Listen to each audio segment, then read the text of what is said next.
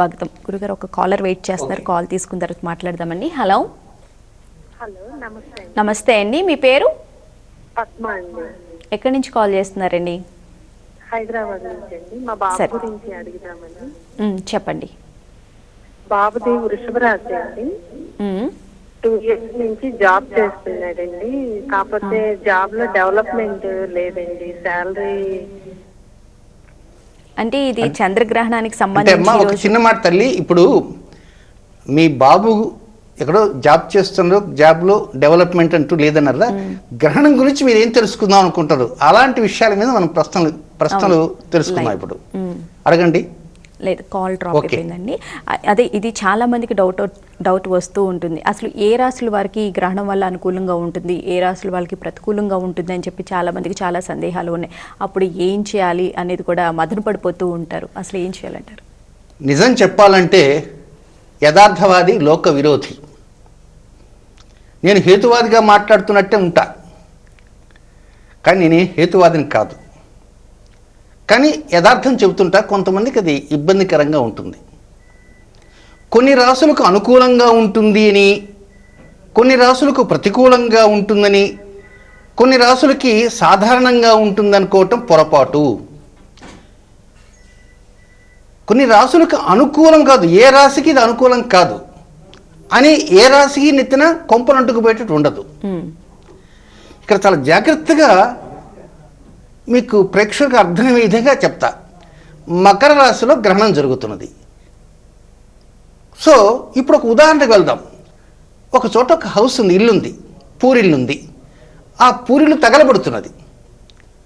పూరిల్లు తగలబడుతుంటే ఎవరు భయపడతారు? పూరిల్టి వారు భయపడుతుంటారు.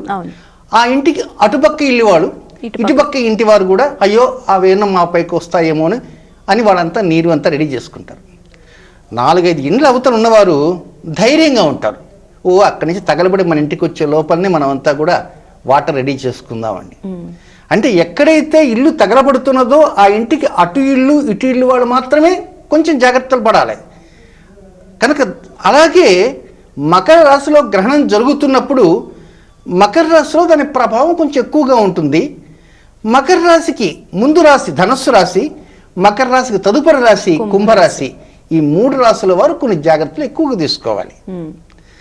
ఆ మిగిలిన రాశుల వారికి ఏంటంటే అంతంత ప్రభావాలు ఉండవు. ఇది ఏ ఒక్క రాశికి అనుకూలం మాత్రం కాదు. అనుకూలమని కొంత భాగం అనుకూలం కాదు. ఇది ఏ రాశికి అనుకూలం కాదు. కనుక మకర, కుంభ, ధను రాశుల వారి మీద 100% ఉందనుకోండి, మిగిలిన రాశుల మీద 80%, మరికొన్ని రాశుల మీద 50% ఆ విధంగా ఉంటుంది. కనుక దానికి కొన్ని చిన్నపాటి జాగ్రత్తలు అంటూ తీసుకుంటూ ఉంటే ఇబ్బంది అంటూ ఏమీ ఉండదు. అలాగే గ్రహణం అనేది మనకి ఆ రోజు పాక్షిక చంద్రగ్రహణం 10:53 ప్రారంభమవుతుంది అని చెప్పి మీరు తెలియచేశారు. మరి ఆ రోజు ఆహార నియమాలు ఎలా పాటించాలి, ఎప్పటిలోగా మనం భోజనాలు ముగించాల్సి ఉంటుందంటారు? ఇక్కడ ఆహార నియమాల దగ్గరికి వస్తే మనం ముందుగా ఒక చిన్న మాట చెప్పుకోవాలి. ఏకాదశి రోజున మనం ఉపవాసం ఉంటున్నాం, భోజనం చెయ్యం. ఏకాదశిన ఎందుకు భోజనం చెయ్యము అని ఒక్కసారి మనం గుర్తుంచుకోవాలి. అంటే ఏకాదశి అంటే దశమి వెళ్ళిన తర్వాత వచ్చే తిథి. సూర్యుడికి చంద్రుడికి మధ్య ఉండే దూరం 12 డిగ్రీలు ఉంటే పాడ్యమేని, 120 డిగ్రీలు ఉంటే దశమి అని, 120 నుంచి 130 డిగ్రీల మధ్య ఉంటే ఏకాదశి తిథి అంటారు. ఆ ఏకాదశి తిథి ఉన్నప్పుడు సూర్యుని యొక్క కిరణాలు కోణంగా చంద్రుడి మీద పడుతుంటాయి కనుక ఆ కిరణాలు ఆ సమయంలో లివర్ మీద దాని ప్రభావం చూపుతుంటుంది మనం బయటికి వెళ్తుంటే. కనుక అది లివరు రుబ్బు రోలు, నేను రుబ్బలేను, నేను రెస్ట్ తీసుకుంటాను అంటుంది. అదే రోజు మనం పీకల దాకా తిన్నామనుకో అది రుబ్బలేదు.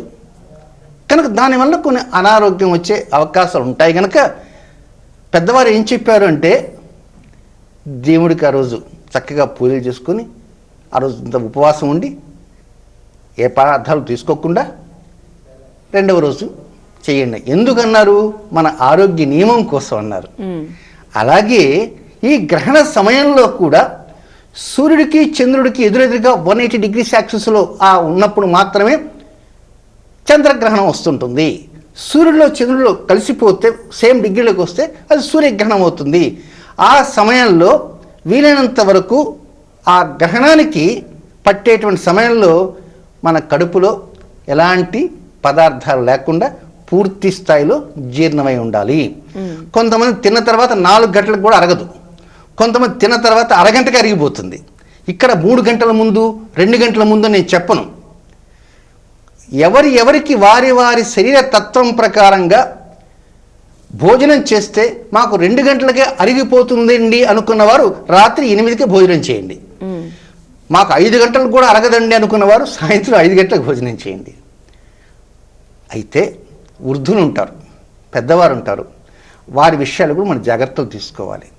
కొంతమందికి 1కి 2 సార్లు ఆకలి అవుతుంటుంది, కొంతమంది షుగర్ పేషెంట్స్ ఉంటారు.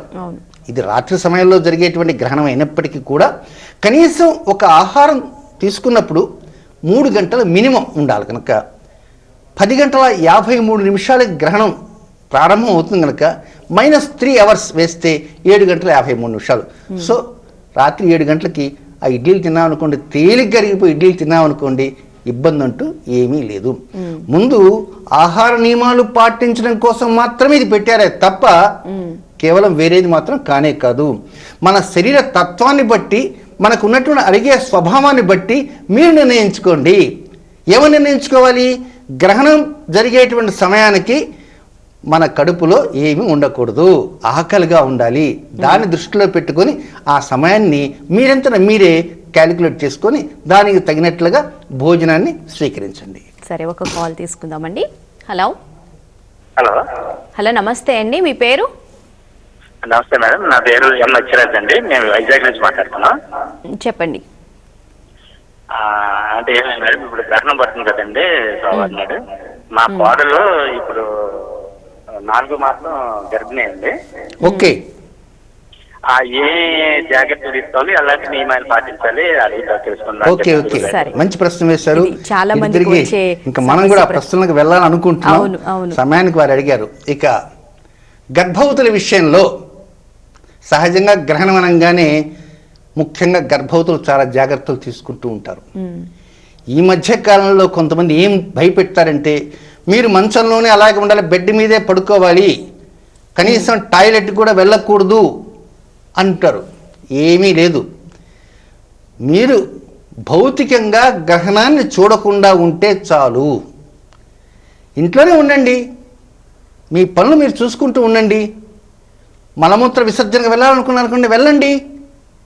అలాగే బెడ్ మీదే పడుకోని కదలకుండా పడుకోవాలట. కొంతమంది చాలామంది చెప్తున్నారు ఈ మధ్యకాలంలో, కదలకుండా పడుకోవాలండి, అటు తిరగకూడదట, ఇటు తిరగకూడదట, చంద్రగ్రహణం అయితే ఎడమవైపు తిరగకూడదట, సూర్యగ్రహణం అయితే కుడివైపు తిరగకూడదట. అదుగో పులి అంటే ఇదిగో తోక అనేటువంటి రకాలు ఇవన్నీ. కనుక గర్భవతులు వారి ఇండ్లల్లో ఉండండి. అయితే మరొక డౌట్ వస్తుంది, టీవీలో ప్రత్యక్ష ప్రసారం చూపించారనుకోండి, అది గ్రహణాలు చూడవచ్చా? తప్పకుండా చూడండి. భౌతికంగా మీరంతా మీరు కిటికీ ఓపెన్ చేసి ఎంతవరకు పట్టిందో పక్కింటి పిన్ని గారు చెప్పారు, చూస్తున్నారేమో మనము చూద్దామని అలాంటి క్యూరియాసిటీగా ఆసక్తి మాత్రం చూపవద్దు గర్భవతులు.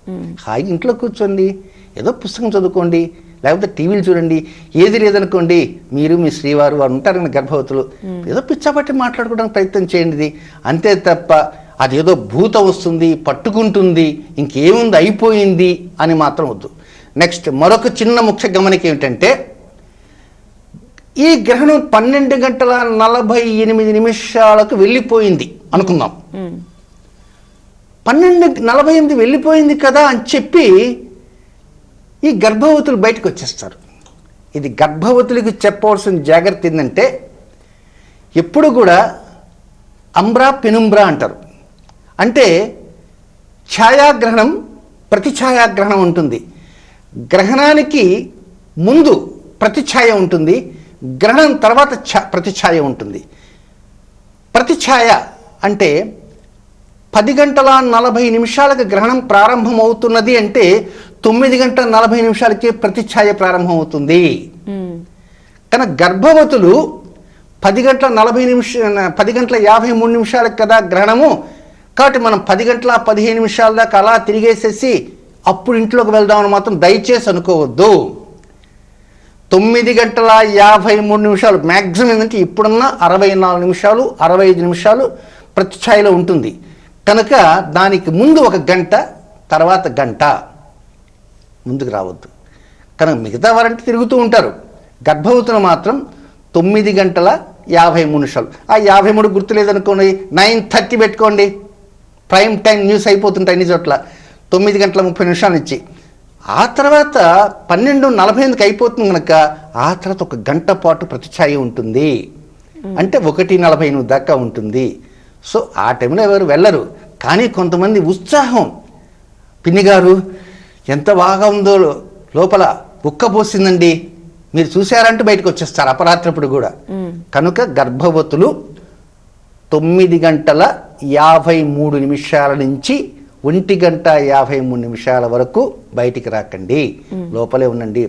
హేతువాదులు చెబుతుంటారు గర్భవతులు ఉన్నారు మేమంతా తిన్నాం అది తిన్నాం ఇది తిన్నాం అని పైకి చెప్తారు. ఇంట్లో వారి మనవలు మనవరాళ్ళు అంటారే వాళ్ళు మాత్రం బయటికి రారు. ఇది కేవలం ఏదో షో పుట్టప్ లాగా హేతువాదులు చెబుతుంటారు. కనుక శాస్త్రానికి పెద్దపీట వేసేవారు ఉంటారు కనుక ఆ కిరణాలు సోకుతాయి కనుక అందువల్ల గర్భవతులు మాత్రం ఇళ్లలోనే ఉండండి.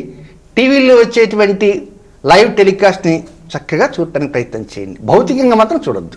అలాగే గ్రహణం అంటే అందరికీ ఒక డౌట్ సందేహం కూడా వస్తూ ఉంటుంది. ఏంటంటే అప్పుడు కట్ చేయకూడదు అని చెప్పి అని అంటారు. ఎందుకు అని చెప్పి గ్రహణం మొర్రి వస్తుందని అంటారు. నిజంగానే అట్లా వచ్చే అవకాశం ఉంటుందంటారు? తప్పకుండా ఉందమ్మా. ఎందుచేతనంటే అనేక సందర్భాలలో కొంత దీని మీద పరిశోధన చేసినటువంటి వారు ఎంతోమంది ఉన్నారు, ఇవాళ సైంటిస్టులు కూడా ఉన్నారు. కానీ వారు చెప్పినటువంటి మాటల్ని ప్రస్తుతం ఉన్నటువంటి కొంతమంది ఒప్పుకోరు, అదేదో లేనిది అంటారు. కావాలంటే గ్రహణ సమయంలో నీటిని పెట్టండి, దాని పక్కన మరొక గ్లాస్ పెట్టండి, ఒక గ్లాసులో మాత్రం దర్భను వేయండి, రెండవ గ్లాసులో దర్భ లేకుండా నీటిని ఉంచండి గ్రహణ సమయంలో. రెండవ రోజున ప్రయోగశాలలో చేస్తే దర్భ వేసినటువంటి నీరు మాత్రం చాలా స్వచ్ఛంగా ఉంటుంది, దర్భ వేయకుండా ఉన్నటువంటి నీరు మాత్రం కలుషితమైపోయినట్లుగా రిపోర్ట్స్ వస్తాయి. అలాగే ఆ కిరణాలు ఎప్పుడైతే గర్భవతుల మీద సోకినప్పుడు ఆ ప్రత్యేకంగా ఆ గ్రహణం ముర్రేని రావటం అనేది మొదటి చూస్తున్నటువంటి ఆచారం. కానీ మనం ఆచారం ప్రకారం మనం ఫాలో అవుతాం. అలాగే రాత్రిపూట వచ్చే గ్రహణానికి మాకేం పట్టింపులు లేవు అని చెప్పి కొంతమంది నిద్రకు ఉపక్రమిస్తూ ఉంటారు. అలా చేయొచ్చు అంటారా? లేకపోతే గ్రహణ సమయంలో నిజంగానే మెలకుగా ఉండి పట్టు విడుపు స్నానం చేయాలంటారా? దేవుడిని ఆరాధించాలంటారా? గర్భవతుల విషయంలో చెబుతున్నావా జనరల్గా చెబుతున్నా? జనరల్గా అయితే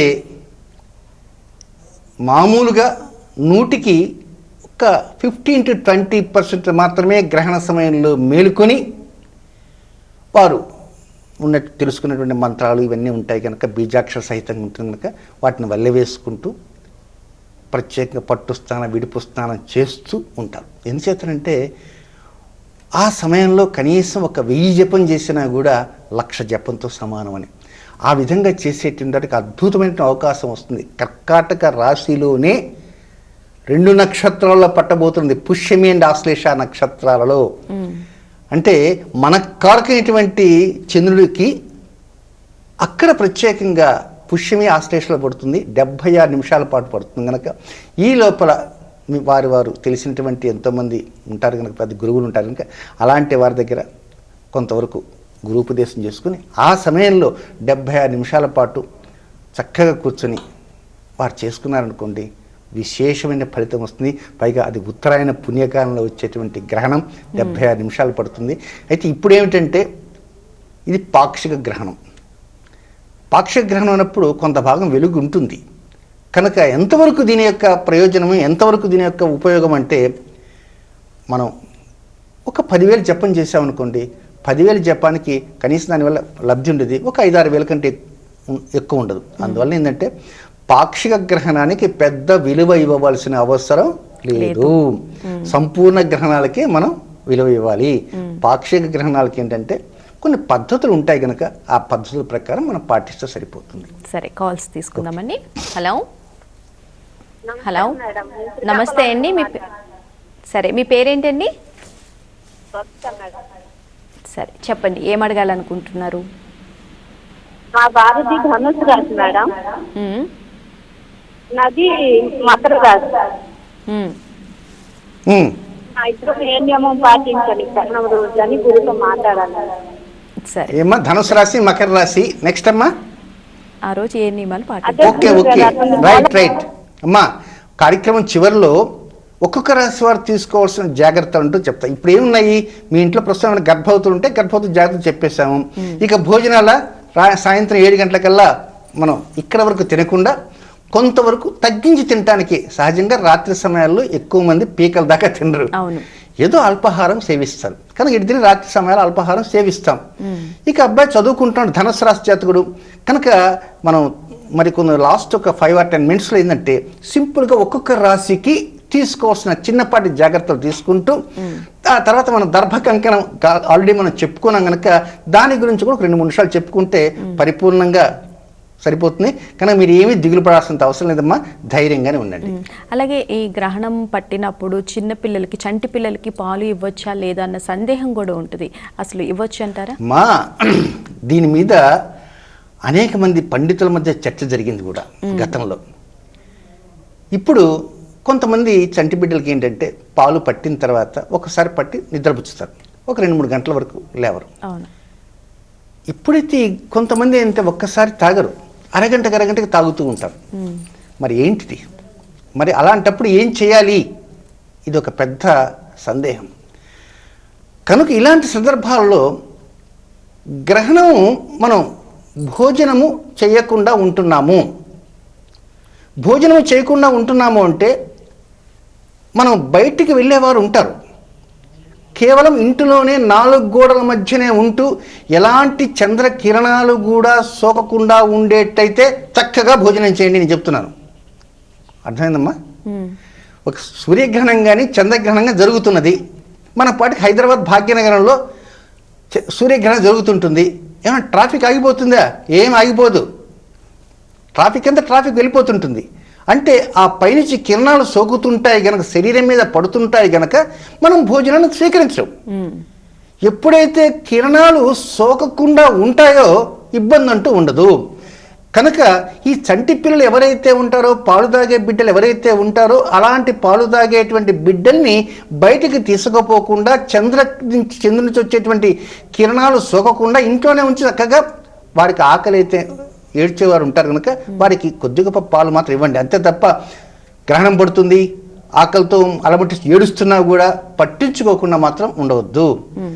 కనుక అలాంటి వారు, మా పాప చిన్న పాప ఉందండి, ఆ పాప అరగంటకు ఒకసారి తాగుతుంది, కొద్దిగా తాగంగానే వెంటనే ఆపేస్తుంది అనుకున్న వారు ఎంతోమంది ఉంటారు.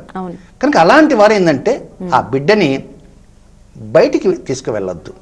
ఇంట్లోనే ఉంటే కిరణాలు పడవు, కిరణాలు పడితేనే దీని మీద ప్రభావం. కనుక అలాంటి చంటి బిడ్డలు ఉన్నవారు ఇంట్లోనే ఉంచి వీలైనంత వరకు 7 గంటలకు వస్తారు, 8 గంటలకు పడతాం. లేదు వారు ఏడుచ్చే వారు ఉంటారు, 10 గంటలకు 10 గంటలకి ఏడుస్తుంటారు ఆకలికి. గ్రహణం వంకతో వారి కడుపు మాత్రం మార్చవద్దు. కనుక అలాంటి సందర్భాల్లో బయటికి తీసుకువెళ్లకుండా లోపలనే ఆ 4 గోడల మధ్య ఉంచడానికి ప్రయత్నం చేయండి. సరే, ఒక కాల్ తీసుకుందామండి. హలో. హలో, నమస్తే అండి, మీ పేరు? నా పేరు రజనీ అండి. ఎక్కడి నుంచి కాల్ చేస్తున్నారు? ఇబ్రహీంపట్నం నుండి. సరే, చెప్పండి. అది నమస్కారం అండి గురుగారు. నమస్కారం, చెప్పండి అమ్మా. అది మా మామయ్య చనిపోయి 4 months అవుతుందండి.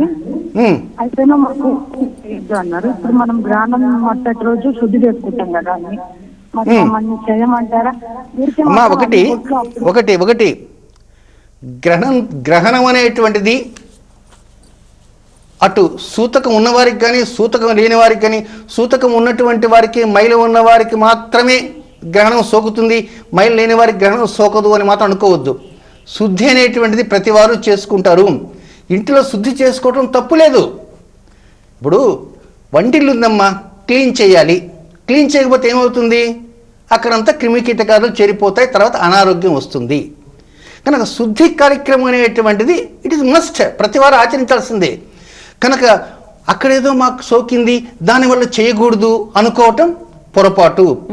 కనుక అటు మైల ఉన్నా మైల లేకున్నా ప్రతివారు స్నానం చేస్తారు కదా, మరి మైల ఉందని చెప్పి స్నానం చేయకుండా ఉంటున్నారా? పళ్ళు తోమకుండా ఉంటున్నారా? కనుక ప్రతి పని ఆపటం లేదు కదా, కనుక ఆపకుండా జరిగిపోతుంది కదా, ఇది కూడా అలాగే జరుగుతుంది. కనుక మీరు మీ పనులు ఏవైతే ఉన్నాయో అవన్నీ చేసుకుంటున్నా కనుక రెండవ రోజు కూడా చక్కగా శుచిగా ఇంటిని శుభ్రం చేసుకోండి. ఆ దేవతా మందిరం కావచ్చు, అయితే అక్కడ ఉన్నటువంటి పదార్థాలు ఉంటాయి కనుక పాలు పెరుగు ఇలాంటి వాటిల్లో ఆ దర్భను వేసుకోండి. ఎందుచేతంటే అవి చెడిపోతాయి కనుక. లేదంటే ప్లాన్డ్గా ఆ సాయంత్రానికి పాలు పెరుగు పూర్తయిపోయే విధంగా చేసుకోవడానికి కూడా ప్రయత్నం చేయండి. అలాగే ఈ పౌర్ణమి అంటే శుభకార్యాలు అనేవి జరుగుతూ ఉంటాయి. మరి గ్రహణం ఆ రోజు వస్తుంది కాబట్టి ఆ రోజు శుభకార్యాలు ఏమైనా ఉంటే చేయొచ్చా? చేస్తే ఎన్ని గంటలలోపు చేయాలి? ఎలాంటి జాగ్రత్తలు? శాస్త్ర ప్రకారంగా చంద్రగ్రహణానికి కానీ సూర్యగ్రహణానికి అమావాస్య ముహూర్తాలు ఉండవు. చంద్రగ్రహణానికి ముహూర్తాలు ఇవ్వము. ఎందుకంటే ఆ నక్షత్రానికి 24 గంటల ముందే పెట్టాబెడ సర్దుకొని వివాహ కార్యక్రమాలు ఆగిపోతాయి. కనుక 6వ తేదీ లాస్ట్ మీనలగ్నం, ఉత్తరాషాఢ నక్షత్రం మీనలగ్నంలో చిట్ట చివరి ముహూర్తం, వివాహ ముహూర్తం, గృహప్రవేశం ఉంది. తర్వాత మాత్రం ముహూర్తాలు లేవు. ఆ తర్వాత మంగళవారం ఇటు తిరిగి ముహూర్తాలు ఉండవు. నెక్స్ట్ ఉండేది ఏంది? బుధవారం. కనుక దానికోసం ప్రత్యేకంగా మనం ఆలోచించాల్సిన అవసరం అంతకంటే లేదు.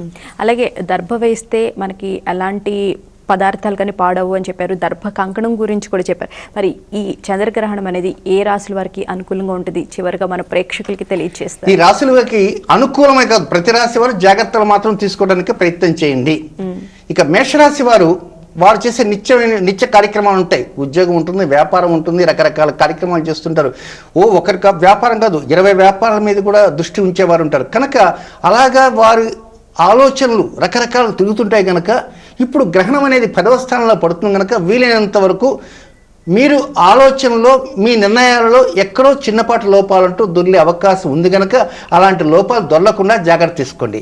ఇక వృషభ రాశి జాతకులు ఏంటంటే తండ్రితో మాట్లాడేటువంటి సమయాల్లో కావచ్చు, తండ్రి యొక్క ఆస్తుల యొక్క పంపకాల్లో కావచ్చు, తండ్రి యొక్క ప్రేమను పొందేటువంటి విషయాల్లో కానీ గతంలో కంటే ఇప్పుడు ఏదో చిన్నపాటి లోపం ఉండేటువంటి అవకాశం ఉంటుంది కనుక మీరు మీ తండ్రి గారిని కొంచెం జాగ్రత్తగా వారిని అంతకుముందు ఎలా మాట్లాడుతుందో ఇప్పుడు అలా మాట్లాడడానికి ప్రయత్నం చేయండి. ఇక మిథున రాశి జాతకులు ఏంటంటే వారు ఎవరన్నా అనారోగ్యంగా ఉన్నవారు కనుకైతే కొంచెం డాక్టర్ గారి సలహాలు తీసుకోవడానికి ప్రయత్నం చేయండి. అలాగే వాహనాలు చోదకంలో డ్రైవింగ్లో కూడా జాగ్రత్తలు తీసుకోండి. ఇక కర్కాటక రాశిలో జన్మించిన వారు ఉంటారు కనుక వారు వివాహం కాని వారు ఉంటారు, వివాహం అయిన వారు ఉంటారు. భార్యాభర్తల మధ్య చిన్నపాటి వస్తుంటాయి. కానీ అలాంటి వచ్చినప్పుడు భార్య మీద భర్త, భర్త మీద భార్య, ఒకరి మీద ఒకరు కొంచెం పరుషంగా మాట్లాడకుండా ఆ దూషణాలకు దూరంగా ఉంటూ కలహాలకు దిక్కుండా చాలా సంయమనం పాటించడానికి ప్రయత్నించండి. అలాగే ప్రేమికులు కూడా. ఇక నెక్స్ట్ సింహరాశిలో జన్మించిన జాతకులు ఏంటంటే వారు కనుక అనారోగ్యంగా ఉన్నవారంటే డాక్టర్ గారు సలహాలు తీసుకుని ఎప్పుడు ఏ మందు ఎలా వాడుకోవాలో ఏమిటని అడగటానికి ప్రయత్నం చేయండి. రుణాలు ఉన్నాయనుకోండి, ఆ రుణం ఎక్కడైతే తీసుకొచ్చారో ఆ వ్యక్తి మిమ్మల్ని ఇబ్బంది పెట్టే అవకాశాలు ఉంటాయి కనుక ముందుగా కానీ తర్వాత అయిన వెళ్ళి బాబు ఫలానా టైంకి ఇస్తానయ్యా, నువ్వేమి యాక్షన్ తీసుకోవాక, కోర్టులో వేయాక నేను చెక్ ఇచ్చాను, ఆ చెక్ బౌన్స్ కాకుండా నేను చూసుకుంటాను, మనం మంచి మాటలు చెప్పటమే, అంత మంచి ఇబ్బంది అంటూ ఏమీ లేదు. ఆ తర్వాత ఏంటంటే మనకు ఎంతమంది శత్రువులు అంటూ ఉంటారు కనుక ఏ శత్రువు ఎటు నుంచి పంజా వదులుతాడని కొంచెం ఆలోచన చేస్తూ ఉంటే ఇబ్బంది అంటూ ఏం లేదు. ఇక కన్యారాశి జాతకులు అంటే వారికి సంతానం ఉంటుంది కనుక సంతానం లేని వారు అంటారా ఇబ్బంది అంటూ లేదు. సంతానం కోసం ప్రాకులాడేవారు ఉంటారు కనుక కొంచెం జాగ్రత్తలు తీసుకుంటూ ఆ నెలసరి ఎలా వస్తుంది ఏమిటి అలాంటి వివరాలు. అలాగే సంతానం కలిగి ఉంటే వారికి ఏమైనా ఇబ్బందులు ఉన్నాయా, వారికి ఏమైనా బాధలు ఉన్నాయా, వారు డబ్బులకు ఇబ్బంది పడుతున్నారా, లేక ఇతర సంబంధం ఏమున్నాయా, వారు మనకు చెప్పుకోలేకున్నారా అనేటువంటి గమనించి అలాంటి విషయాల్లో కొంచెం జాగ్రత్త తీసుకోవాలి. నెక్స్ట్ తులారాశి వారిని అనుకోండి, వారు చేసే వ్యాపారం కావచ్చు, ఉద్యోగం కావచ్చు, హెల్త్ పాయింట్ ఆఫ్ వ్యూలో కావచ్చు, అలాగే వెహికల్లో కావచ్చు, ఏదో చిన్నపాటి తెలియని లోపాలు ఉండేటువంటి అవకాశాలు ఉన్నాయి కనుక అలాంటి లోపాలు తప్పకుండా వస్తాయి కనుక గ్రహణం వలన ఆ లోపాలు పసిగట్టి ఆ లోపాలను వీలైనంత వరకు బయటికి రావడానికి ప్రయత్నం చేయాలి తులారాశి వారు. ఇక వృశ్చిక రాశి వారు తమకు సోదరి కానీ ఉంటే, ఒకరు సోదరి లేదండి, సోదరి ఎవరు లేరనుకోండి, బయటకు వెళ్తున్నా అన్నా బాగున్నావా అంటాడు ఒకడు. ఈ మధ్యకాలంలో సినిమాల్లో అలవాటు ప్రతి వారిని అన్న అంటున్నారు.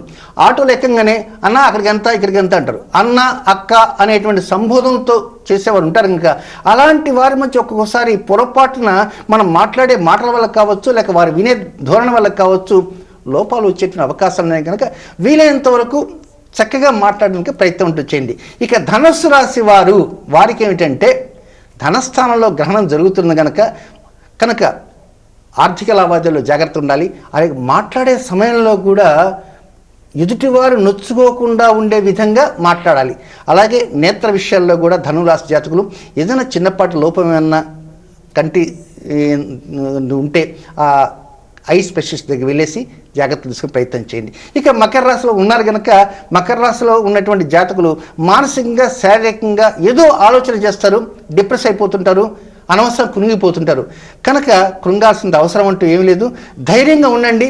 వీలైనంత వరకు మీ బలం ఎంతో మీకు తెలుసు కనుక మీరు మీ స్థితిని తెలుసుకుంటూ ముందుకు వెళ్ళడానికే పావులు కదుపుతూ ఉండండి. ఇక కుంభరాశి జాతకులు అంటే వచ్చే ఆదాయం వస్తున్నప్పటికీ తెలియని ఖర్చు ఏదో వచ్చి పడేటువంటి అవకాశం ఉండగా ఖర్చు ఎక్కడి నుంచి పడుతుందో ముందు మనకు తెలుసు కనుక ఆ ఖర్చుని అదుపులో చేసుకోవడానికే ప్రయత్నం ఉంటూ చేయండి కుంభరాశి జాతకులు. ఇక మీన రాశి జాతకులు ఏంటంటే వారికి ఏదో లాభం అక్కడ ఏదో వస్తుంది, అక్కడ ఒక 10,000 రూపాయలు, ₹1,00,000 లాభం వస్తుంది అనేటువంటి ఆలోచనతో ముందే అప్పు చేసేవారు ఉంటారు, ముందే బేరం చేసేవారు ఉంటారు. కనుక వీలైనంత వరకు వారి లాభానికి ఏదైనా చిన్నపాటి అడ్డంకి తొలగేటువంటి అవకాశం ఉంది గనక వారు కూడా జాగ్రత్తలు తీసుకుని అంతే, అంతమించి అంటూ ఇబ్బంది పడాల్సిన అవసరం లేదు. కానీ ఏదేమైనా దర్భ కంకణం అంతకుముందు చెప్పు కనుక ఈ దర్భ కంకణాన్ని సోమవారం ఉదయం నుంచి సోమవారం అర్ధరాత్రి వరకు నేను మాత్రం వేసుకుంటాను.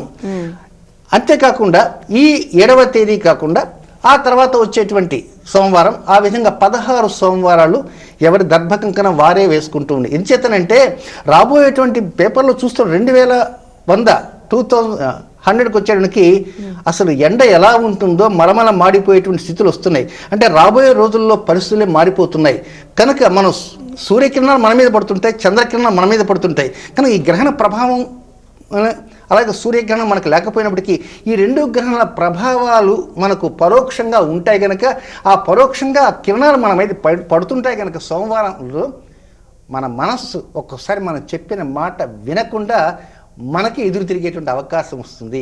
కనుక ఎప్పుడైతే ఈ దర్భ కంకణాన్ని ధరిస్తూ ఉంటామో మన మనస్సు ఒక్కోసారి మనల్ని ప్రశ్నిస్తుంటుంది, చేయమంటావా వద్దా. అప్పుడు బుద్ధి చెబుతుంది ఇది చెయ్యి అది చెయ్యని. కనుక మనకారకుడు చంద్రుడు, బుద్ధికారకుడు బుధుడు ఇద్దరు సమన్వయంగా వెళ్తూ ఉంటే ఎవరికీ కష్టాలు రావు. మనసు ఒక బాట, బుద్ధిది ఒక బాట అయితే కష్టాల కుంపటే.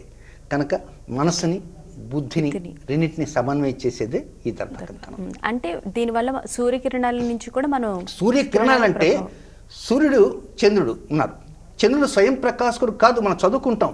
సూర్యుడి నుంచి వచ్చే కిరణాలే చంద్రుడి మీద పడి చంద్రుడి నుంచి మనం ప్రకాశిస్తుంటాడు చంద్రుడు. కానీ రాత్రి సమయంలో వెళ్తుంటాం. కనుక సోమవారం నాడు సూర్యుడికి చంద్రుడికి మధ్య ఉండేటువంటి డిస్టెన్స్ని బట్టి మన మనసు మారిపోతుంటుంది. ఏకాదశి రోజు ఏ విధంగా అయితే ఉపవాసం ఉండండి అని పెద్దలు చెప్పారో ఆ ఏకాదశి ఉపవాసం అంటే పగలే కదా, పగలు చంద్రుడు కనపడ్డు కదా, కానీ మనం ఉపవాసం ఉంటున్నాం కదా. ఎందుకని? లివర్ ఇబ్బంది పడకుండా, రుబ్బురోలు చెడిపోకుండా ఉండటం కోసమే. అలాగే సోమవారం నాడు మన మనస్సు శ్రవణ నక్షత్రం ఉన్న కారణంగా దాని ప్రభావం 3 మాసాలు ఉంటుంది కనుక 3 మాసాల్లో నెలకి 4 లేక 5 సోమవారాలు వస్తాయి కనుక మొత్తం 3 మాసాలు 16 సోమవారాలు ఉంటాయి కనుక నవంబర్ 13 లాస్ట్ సోమవారం కనుక ఈ 16 సోమవారాలు ఇలాంటి కంకణాన్ని ఉదయం నుంచి మధ్యాహ్నం దాకా లేదా ఉదయం సాయంత్రం దాకా ధరించండి. బట్ 7వ తేదీ మాత్రం అర్ధరాత్రి గ్రహణం వెళ్ళిపోయేంత వరకు ధరించడానికి ప్రయత్నం చేయండి. మన మనస్సు మన కంట్రోల్లో ఉంటుంది, మన బుద్ధి మన కంట్రోల్లో ఉంటుంది. బుద్ధి మనస్సు ఎప్పుడైతే సరైన ఆధీనంలో ఉంటుందో సర్వం అనుకూలంగా. చివరిగా మనం గ్రహణం గురించి ఎన్నిసార్లు చెప్పినా గర్భిణీ స్త్రీలకు మాత్రం ఏవో ఒక సందేహాలు ఉంటాయి. మరి వాళ్ళు ఎలాంటి జాగ్రత్తలు తీసుకోవాలని మరొకసారి తెలియజేస్తారు. గర్భవతులు 9:53 నుంచి ఇంటి నుంచి బయటికి వెళ్ళకండి. 1:43 తర్వాతనే టెర్రస్ పైకి వెళ్ళడానికి ప్రయత్నం చేయండి. అంతవరకు లోపలే ఉండండి. ఇక వారు ఆహార పదార్థాలు తీసుకోవాలి కనుక వారికి ఒక 3 గంటలు 4 గంటలకు వారి వారి శరీర తత్వాన్ని బట్టి ఏది ఏమైనా 3 గంటల మినిమం అంటూ ఉండాలి కనుక 9:43కే ఆ ప్రతిఛాయ ప్రారంభమవుతుంది కనుక అక్కడి నుంచి 3 గంటలు వేస్తే 6:53 కనుక 6:30 కల్లా ఏదో తేలికపాటి పదార్థాలు తీసుకోండి. ఆ తర్వాత గ్రహణ సమయంలో మంచినీరు తాగకూడదని మాత్రం అనుకోకండి. చక్కగా మంచినీరు తాగండి, మంచినీరు మాత్రం తాగండి. గర్భవతులే కాదు, మిగతా వారైనా సరే కొంతమంది భీష్మించుకు కూర్చుంటారు, గొంతు పట్టుకుంటుంది. కనుక మంచినీరు చక్కగా తాగండి, ఇబ్బంది అంటూ ఏమీ లేదు. బయటికి వెళ్ళకండి. టీవీల్లో వచ్చేటువంటి సీరియల్స్ని ఏదో చూస్తూ కూర్చోండి. మీరు ఒకే చోట అలాగే పండుకొని ఉండాలని మాత్రం అనుకోవద్దు. అటు ఇటు తిరగండి. వంట చేసుకోవడానికి అవకాశం ఏంటో లేదు, ఆ టైంలో ఉండదు. కనుక మీ నిత్యకృత్యంలో ఉండేటువంటి కొన్ని పనులు ఆ సమయంలో ఉండవు కనుక ఆ సమయంలో మీకు ఇష్టమైన పనులు చేసుకోవడానికి ప్రయత్నించండి. ఏదో మీ ఇంట్లో 10-10:30 దాకా మేలుకో ఉంటారు కనుక ఇంకెందుకు వాట్సాప్ లాంటివి నొక్కుంటూ కూర్చోండి. ఆ తర్వాత టీవీలో చూస్తూ ఉండండి. అంటే ఏదైతే హాయిగా నిద్రపోండి. విడుపు స్నానం కూడా చేయాలంటారా, అవసరం లేదా? విడుపు స్నానం, పట్టు స్నానం చేసేవారు ఎవరు అంటే వారు అంతకుముందే వారికి అనేక రకమైన మంత్రానుష్ఠానాలు పొందిన వారు అయి ఉంటారు. అలాంటి వారు మాత్రమే పట్టు స్నానం, విడుపు స్నానం. గర్భవతులు ఎవరు కూడా చేయరు. కనుక అసలు పట్టు స్నానం, విడుపు స్నానం బావి దగ్గర చేతుకొని ఉంటారు. బావి దగ్గరికి ఎలా వెళ్ళగలరు? వెళ్ళలేరు. కనుక స్నానం విషయంలో కూడా మీ దగ్గర సరైనటువంటి అవకాశాలు ఉన్నాయా లేదా గమనించండి. మున్సిపల్ ట్యాప్ వాటర్ వచ్చిందా లేదా చూసుకోండి. అంతే తప్ప వీలైనంత వరకు నీటిని అనవసరంగా దుర్వినియోగం చేయవద్దు. కొద్ది రోజుల తర్వాత దొరకటం చాలా కష్టం. ఆ పట్టు లేదు, విడుపు లేదు, ఒకసారి బయటికి వెళ్ళిపోవటమే. కనుక వీలైనంత వరకు మనం సనాతన సాంప్రదాయాలు అంటూ ఉన్నాయి, అధునాతన సాంప్రదాయాలు ఉన్నాయి. కనుక సనాతన సాంప్రదాయాలకి పెద్దపీట వేస్తాం. తద్వారా ఉన్నటువంటి పరిస్థితుల్ని అర్థం చేసుకుంటూ ఆ సాంప్రదాయాన్ని గౌరవించి ఇప్పుడున్నటువంటి ఈ కాలానికి తగినట్లుగా మనం మసలుకోవటానికి ప్రయత్నం చేద్దాం. అంతే తప్ప గుడ్డిగా చేద్దాం మాత్రం అనుకోవద్దు. ఆ రోజులు వేరు, ఈ రోజులు వేరు. అసలు చంద్రగ్రహణం రోజు ఏం చేయాలి, ఎలాంటి నియమాలు పాటించాలి, ఏ రాసులు వాళ్ళు ఎలాంటి జాగ్రత్తలు తీసుకోవాలి అనే విషయాల గురించి తెలియజేశారండి. స్టూడియోకి వచ్చినందుకు ధన్యవాదాలు. నమస్కారం. విన్నారు కదా, చంద్రగ్రహణం రోజు ఏం చేయాలి, ఎలాంటి నియమాలు పాటించాలి. పాక్షిక చంద్రగ్రహణం రోజు మనం చేయాల్సిన జపాలు, దానాలు కూడా తక్కువగానే ఉంటాయి. దాని గురించి ఎక్కువ ఆలోచించాల్సిన అవసరం లేదు. ముఖ్యంగా గర్భిణీ స్త్రీలు కంగారు పడాల్సిన అవసరమే లేదు. వారు రాత్రిపూట అంటే 7 గంటలకల్లా వాళ్ళు తినాల్సిన ఆహార పదార్థాలు తినేసి చక్కగా పడుకుని ఉండవచ్చు. అంతేగాని 9 గంటల నుంచి 1 గంట వరకు ఎట్టి పరిస్థితుల్లోనూ బయటకు వచ్చే ప్రయత్నం మాత్రం చేయొద్దు గర్భిణీ స్త్రీలు. ఇది వాటి చంద్రగ్రహణం మీద ప్రత్యేక చర్చా కార్యక్రమం. మరో కార్యక్రమంలో మళ్ళీ కలుసుకుందాం. నమస్కారం.